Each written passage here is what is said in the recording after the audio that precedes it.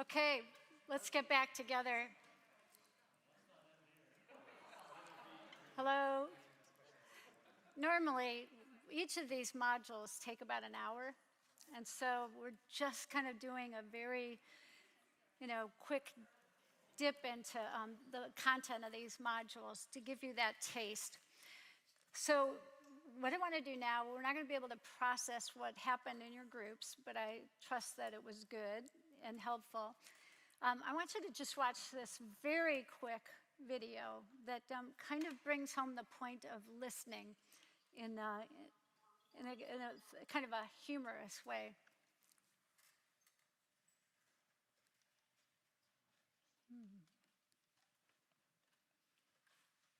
Let's see, how do I?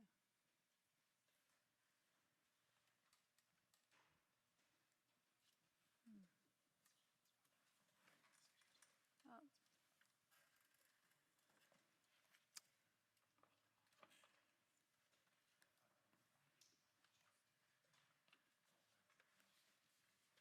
It's just, there's all this pressure, and sometimes it feels like it's right up on me, and I can just feel it, like literally feel it in my head, and it's relentless, and I don't know if it's going to stop. I mean, that's the thing that scares me most, is that I don't know if it's ever going to stop. Yeah. Well, you do have a nail in your head. It is not about the nail. Are you sure? Because, I'll bet if you got that out of there. Stop trying to fix it. No, I'm not trying to fix it. I'm just pointing out that maybe the nail is causing... You always do this. You always try to fix things when what I really need is for you to just listen. See, I don't think that is what you need. I think what you need is to get the nail... See, you're not even listening now. Okay, fine. I will listen. Fine. It's just... Sometimes it's like there's this achy... I don't know what it is. I'm not sleeping very well at all. All my sweaters are snapping. All of them. It sounds really hard. It is. Thank you. Ow! Come on, if you would just... Don't.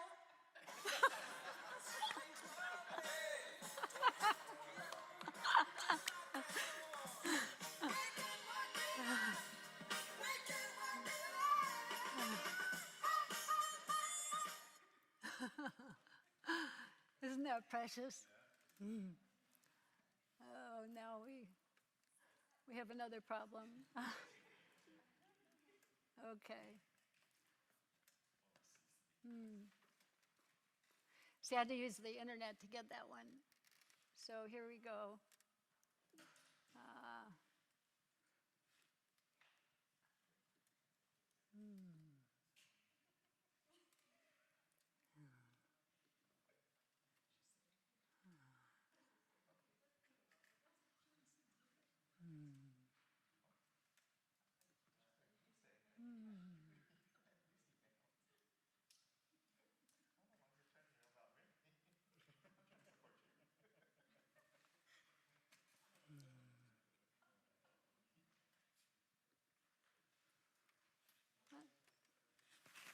Okay, so we're back. What'd you think of that one? Did it kind of hit home? Okay, so we have to go on to asking questions. And hopefully you got the point of reflective listening from that last video. So in the asking questions choices that we had, I chose to give you the last one. Paul, did you hand out the questions one? Okay, which is 4.4 in the series. The first one is, why ask good questions? Why don't we ask good questions? What are good questions? And how can we ask good questions? And so, why do we do listening before asking questions? That's pretty rhetorical, because it's important to know how to listen before we ask them. And otherwise, it feels like a formula.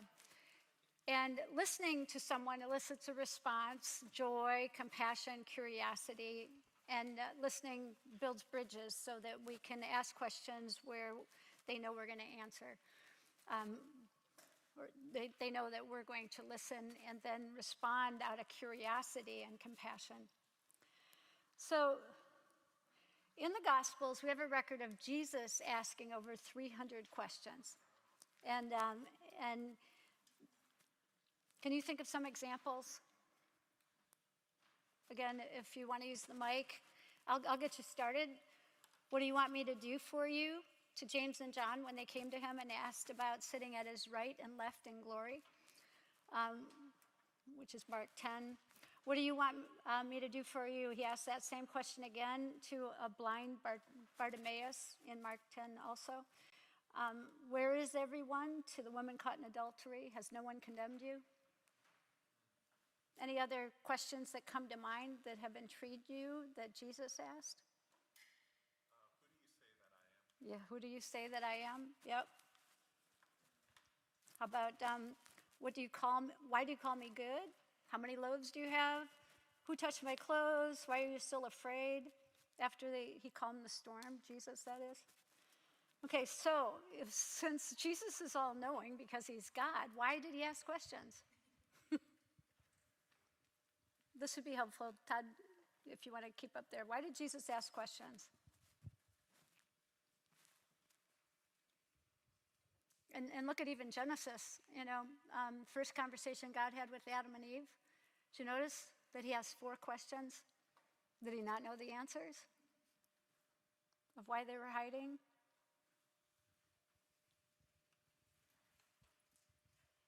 My guess is that he wanted to open up to the root cause of their displeasement or their complaint about who Christ is or their disbelief. So he wanted to get to the heart. Right. He wanted to get to the heart. He wanted them to own what they were feeling. And if he told them, it didn't give him any indicators of what was going on with that person, right? Anything else? It invites dialogue. It invites dialogue, right? It's respectful, right? It gave the person to discover for themselves what needed to be discovered. So it's all about making connections. That's what Jesus did so well. And in the process, he gave them new perspectives that they may not have had before. So this next slide is taken from the content in 4.3 that you won't have with you. But these are characteristics of good questions. So I don't think that's in your handout, but this is worth writing down, or if you get the complete book curriculum, there's a whole lesson on asking the characteristics of good questions. They originate from curiosity and genuine interest, and they're open-ended, okay? The what, the how, the why. They're typically short. Notice Jesus didn't have long questions. They were pretty short and concise. They connect with what's being discussed. This is really important, okay? So you can't just out of the blue ask somebody about something that's totally off topic because it's weird. And so, it's important to help people feel safe and that you don't have an agenda, that they're being understood, and that it's not confrontational in any form. Because again, if your goal is safe, you're working against that when you ask something that shows it's not safe. This is an important part of what's in the curriculum that you do have, 4.4, and that is that there's communication levels for relational connection. Okay, I don't know if you've ever thought about this, but the first level is facts. We operate with a lot of facts. What's the weather today? Is your flight on time? So those are facts. They're safe. There's very, very little dispute, although in the news these days, I can't say that news is totally facts anymore, which makes it really hard, because a lot of it is opinions. But still, level 2 opinions they're other people's opinions. And so So if you don't agree with another person's opinion, it doesn't really hurt me, okay? But as you get down to level 3, about what your opinions are, now you're stepping on like dangerous ground, because if you disagree with my personal opinion, it feels less safe for me.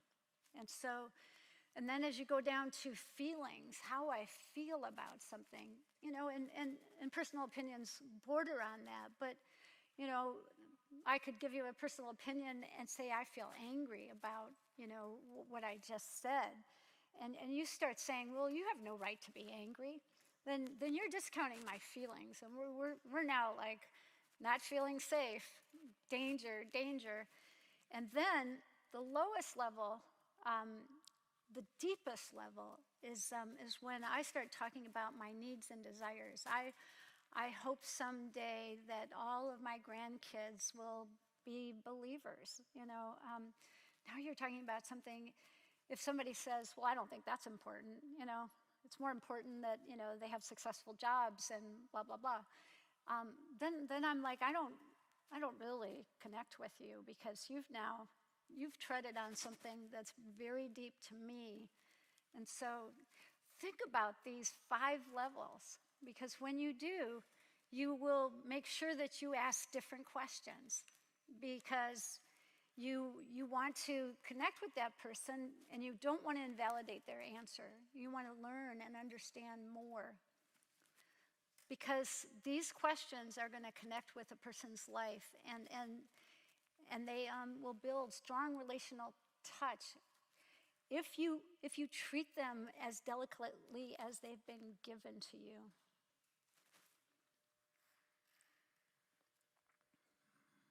Why do you think that most of our communications operate at those first 2 levels? This is another question.